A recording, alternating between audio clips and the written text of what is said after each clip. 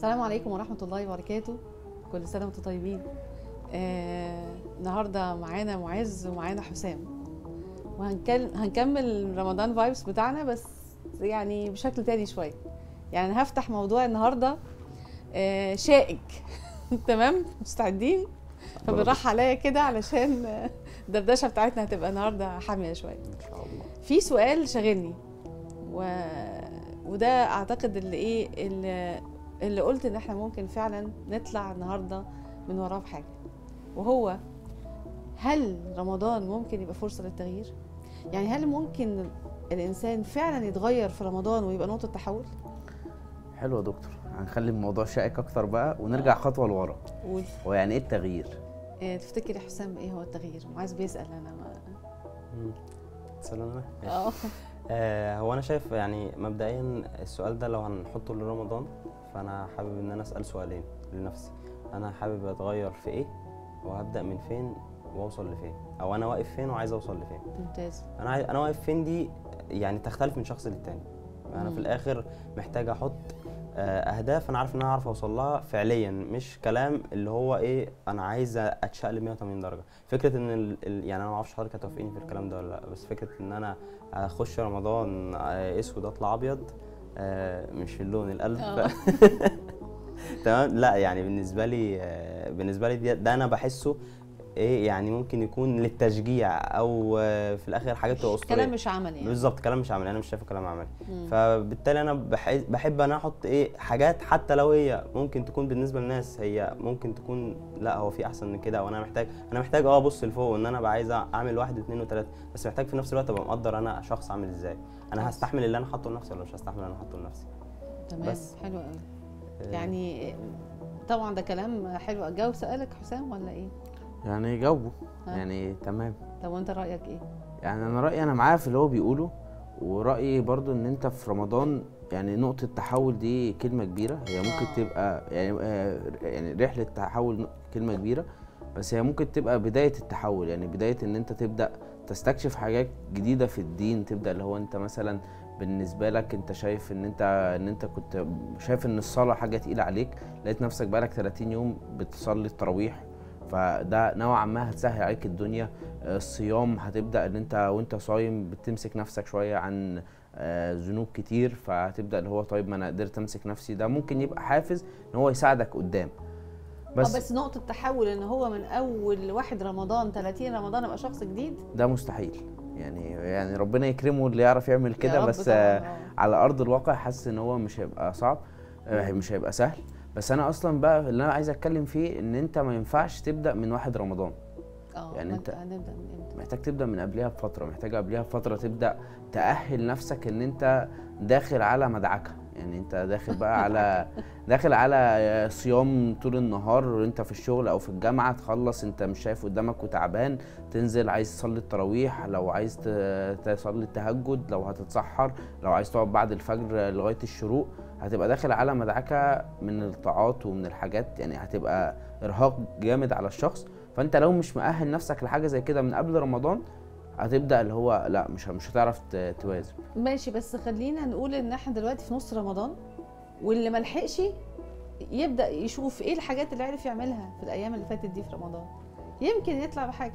وانا عايز ازود على الحته بتاعت معاذ، ان انا كل ما كنت فكره ان انا مستعد قبل، فمزود مثلا في الحاجات اللي انا بعملها، فدخلت رمضان في مستوى معين، فانا اصلا داخل رمضان بيبقى ليه اجواءه الخاصه اللي هتخليني كده ازود، فكل ما انا داخل جاهز اكتر ده بيخليني ازود احسن في ايا كان بقى انا بعمله، يعني سواء ان انا مثلا عبادتي تمام فمركز مثلا في المعاملات وفي صله الرحم، ايه تاني حاجات بقى كتير، زي مثلا حاجه اجتماعيه انت عايز تعملها، حاجه اجتماعيه، حتى الرياضه، يعني حتى الرياضه حاجه مهنيه، يعني كل ده يعني انا بحس رمضان ممكن ينفع لاكتر من حاجه، مش شرط كدين بس او يعني هو في الاخر كله بيصب في الحته دي، لكن في الاخر ان انا في كذا جانب بشتغل عليه، رمضان فرصه مناسبه جدا. وهي دي العباده على فكره، هو التوازن في العبادات دي كلها، ما هو ده يعني ما خلقت الجن والانس الا ليعبدون. مفهوم العباده ان انا ابقى في كل ده، العباده مش مجرد بس ان انا اصوم واصلي واقيم، واحنا ده مفهوم العباده الشامل يعني. فكأن انتوا لسه بتاكدوا على فكره ان شوف انت فين ومتعود على ايه، هتزود ايه عشان تطلع بيه في رمضان. بس انا طبعا احنا دلوقتي في رمضان وانتوا بتقولوا الاستعداد كان المفروض قبله. طب الناس بقى اللي ما استعدتش دي ممكن تعمل ايه؟ والله يا دكتور يعني الناس اللي مستعدتش دي انا عندي ليهم نصيحتين. كويس. رقم واحد، واصبر نفسك مع الذين يدعون ربهم بالغداة والعشي. ماشي. عليك وعلى اصحابك اللي بقى لهم حبه، اللي سابقين بخطوه خطوتين ثلاثه زي ما انت حابب، ان انت تبدا اللي هو تكلمهم، تنزل معاهم، طب خدوني معاكم انتوا رايحين تصلوا، زنوا عليا لو انا كسلت شدوني معاكم. الموضوع ده هم هيزنوا عليك، انت هتبقى عايز تعمل كده فهتتشجع وتروح معاهم. كده كده انك تعمل عباده مع حد يعني بتشجعك وما بتبقاش تقيله عليك زي ما انت لو هتقعد تعملها لوحدك. ده رقم واحد. رقم اتنين، دايما فكر في الكونسبت بتاع ان الحسنات يذهبن السيئات. تمام. يعني انت في الاخر انت جزء من اللي خلاك ما تلحقش الدنيا شويه في اول رمضان، ان انت كنت بتقول لنفسك من جواك طب انا كنت بعمل الذنب الفلاني ودلوقتي قايم هعمل كذا، طب ازاي، طب هو انا كده منافق، طب انا كده انا هقلب شيخ ولا ايه. الكلام ده كله بيخليه العباده عليك تقيله. فلا عادي، انت ممكن تكون كنت بتعمل ذنب فلاني قبل الفجر والفجر ادن عليك، فخلاص دلوقتي الفجر انا ايه الحسنات اللي ممكن اعملها؟ انا ممكن اخش اصلي في المسجد، اخش واصلي صف اول، خلاص. هي مش دي تشيل دي، بس هي في الاخر لا، هو ان الحسنات يذهبن السيئات. فانت محتاج تشوف انت بتعمل ايه في حياتك، وما تخليش ذنب يوقفك عن طاعه، خلي طاعه توقفك عن ذنب.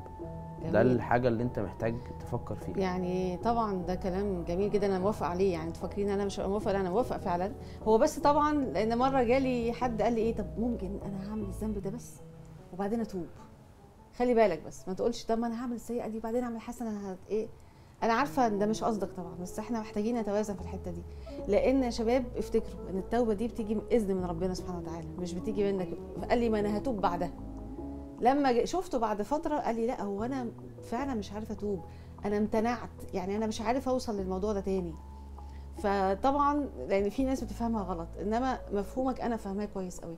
ان الحسنات يذهبن السيئات مش معنى انك انت بتعمل حاجه غلط انك تقول تيأس بنفسك خلاص. واحنا يمكن الحاجات دي اتكلمنا فيها كذا مره في الحلقات بتاعه رمضان فايبس، انها تزهق من نفسك، هتقول انا خلاص يا جماعه انا بايظ، انا مش كويس، الناس فاكراني كويس فانا بقى هثبت لهم ان انا مش كويس. حقيقي الذنب بيجر ذنب، ودي بتبقى مدخل كتير قوي للشيطان. والطاعه بتجر طاعه. بالظبط. فخلي بالكم من الحته دي، ما تيأسش.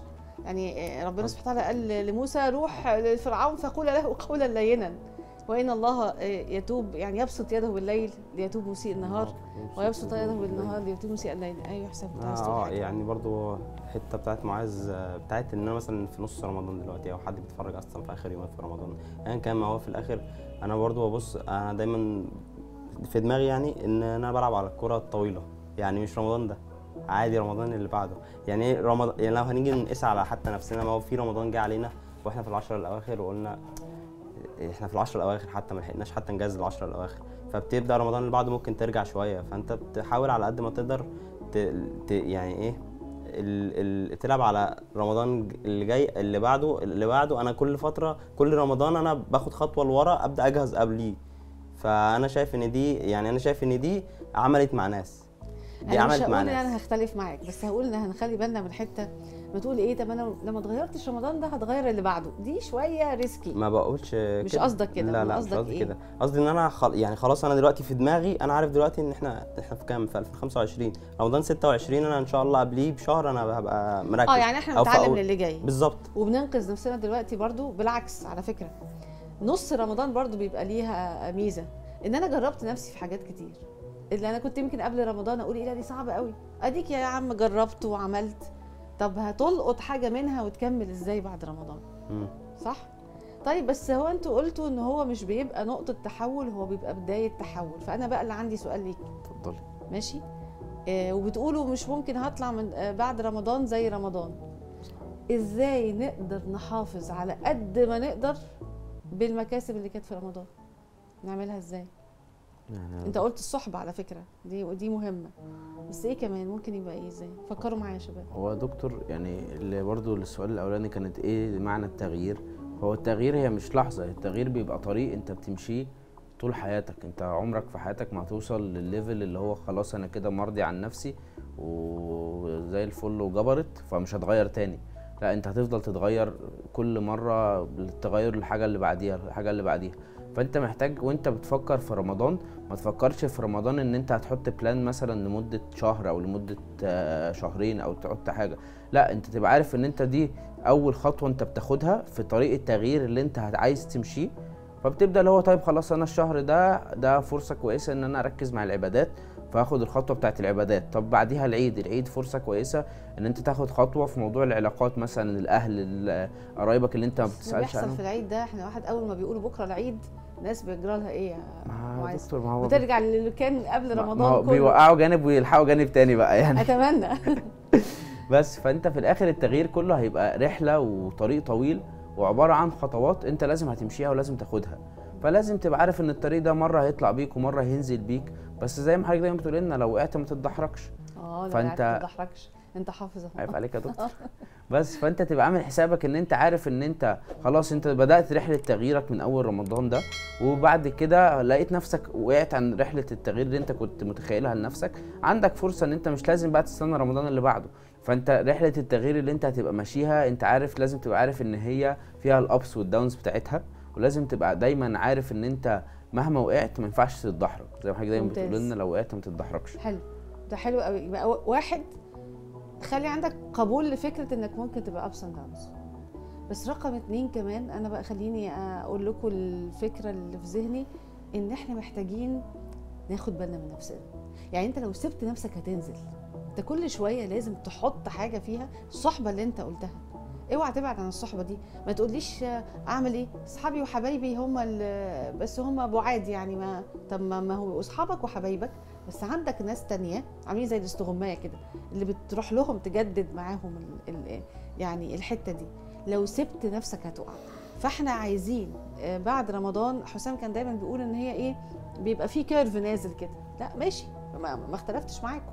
وتيجي بقى ايه، يجي مثلا ال10 الاوائل من ذو الحجه تصحصحني اكتر. طب ما هو الكيرف هينزل تاني. اوعى تسيب نفسك تقول انا كده كويس. الايمان يزيد وينقص. لو انت قلت انا كويس فخلاص مش هعمل حاجه، هتلاقيه يعني قلب طبعه. فخليك في صحبه كويسه. عاهد نفسك، يعني انما الحلم بالتحلم ولا العلم بالتعلم. يعني خلي عندك اراده شويه. لا انا كده بعدت. الحق نفسك، روح اعمل حاجه، واخد بالك؟ كنت برضه يا دكتور عايز اقول برضه على موضوع الكتابه. موضوع الكتابه ده بيفرق جامد الصراحه، ان الواحد يجيب ورقه، مش يكتب بقى في نوتس على الموبايل، لا يجيب ورقه قدامه كده وجدول زي بتاع زمان اللي هو بتاع الصلاه دور عصر المغرب ده. هو ورقه هو هيكتب فيها هو محتاج يعمل ايه. والورقه دي لما بتبقى يعني الورقه دي كده لما بتبقى قدامي عكس الموبايل، يعني انا بحس الورقه دي نفسك انت ممكن في حد تاني موبايل ينفع معاه ممكن بس انا بحس عشان احنا مش كتير بيبقى بنستخدم ورق على طول ماسكين الموبايل يلهيني في حاجه. الورقه كمان لما تبقى في المحفظه، انا بصراحه كده عندي ورقه في المحفظه فيها كام حاجه، فهي الورقه دي على طول يعني شغلاني على طول. على عكس يعني الكتابه تقيد، بالظبط، بتقيد يعني الحاجه يعني بالظبط. وانا عارف انا محتاج اعمل ايه، حتى لو هكتب في النوتس برضو انا في الاخر عارف انا اعمل ايه. مش حاطط حاجات احنا محتاجين نغير في الثلاث اربع حاجات دول كده وايه وخليها على الله يعني. لا يعني الحاجات دي لو متحدده، حتى لو متحدده مثلا ان انا حاطط 4 حاجات لازم هيحصلوا، 3 دول هنحاول فيهم، زي كل واحد تقسيمته بقى. تمام زي ما قلنا. يبقى فعلا يبقى اذا هنكتب، هيبقى في صحبه. حاجه مهمه جدا ما ننساهاش، وكل الحلقات برضو بنقولها، الدعاء. خلي دعوة ثابتة. يا رب ثبتني بعد رمضان، يا رب أنا مش عايز أرجع تاني بعد رمضان زي ما كنت قبله، يا رب ثبتني. كل يوم مع أي دعوة أنت بتدعيها، طبعا أنتوا عارفين دعاء بقى في رمضان يعني إيه، يعني مفيش لحظة، يعني حتى وأنت صايم بعد ما تصوم دخل قيام الليل مفيش لحظة من غير دعاء مستجاب.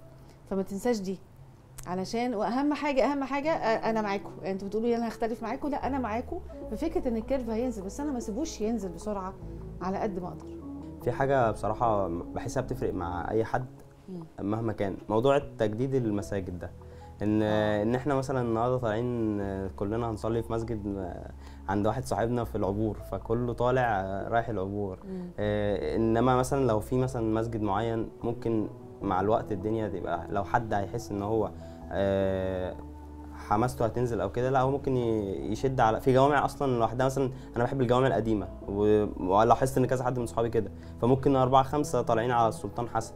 يعني تجدد الجوامع يعني تجديد الجوامع في التراويح والتهجد ده يعني بحسه بيفرق قوي. ده جوه رمضان. ده جوه رمضان. طب بعد رمضان على كده صلاة الجمعة بقى. صلاة الجمعة. صلاة الجمعة تتجدد. لا عايزين بقى كده حاجة كده برضه في النص كده تجدد الموضوع ده. على فكرة ساعات انا يمكن قلتها في حلقة مع البنات، ان ساعات الواحد كان يدخل مسجد ياخد يعني 10 دقايق تجدد كل حاجه. سبحانك يا رب. فانت ما تستقلش بحاجه زي كده خالص. يعني تلخيص حلو قوي الحقيقه، وفعلا انا يعني في حاجات عمليه انتوا قلتوها، بالذات موضوع عدم اليأس من النفس دوت. يعني انا بقول دايما شبابنا وبقول ليا بحب قوي آية ايه، فإنه لا ييأس من روح الله إلا القوم الكافرون. فأنا بقول الله ده ربنا دخلنا في القوم الكافرين، أنا عمري ما هيأس بقى من نفسي. فاليأس من النفس بيخلي الإنسان وحش أصلا، خلاص بياخد الذنب ورا الذنب والطاعة ورا الطاعة، يبقى الذنب بيجيب ذنب والطاعة بتجيب طاعة. يعني شكرا يا شباب. احنا كنا فاكرة ان الموضوع يعني ما اختلفناش كتير قوي يعني بس طلعنا الحقيقة بحاجة أتمنى يكون الشباب اللي بيسمعنا يكون استفاد. ودي يمكن آخر حلقة من رمضان فايبس، علينا نتقابل في حلقات تانية بعد رمضان. لكن الحقيقة أنا عايزة أشكر الشباب، عايزة أشكر معاذ وحسام وحمص وسارة ونور، دون أجمل فايبس لرمضان. وأتمنى إنهم يكملوا معانا ونكون أفدناكم بحاجة زي ما احنا استفدنا كمان. وكل سنة وانتم طيبين.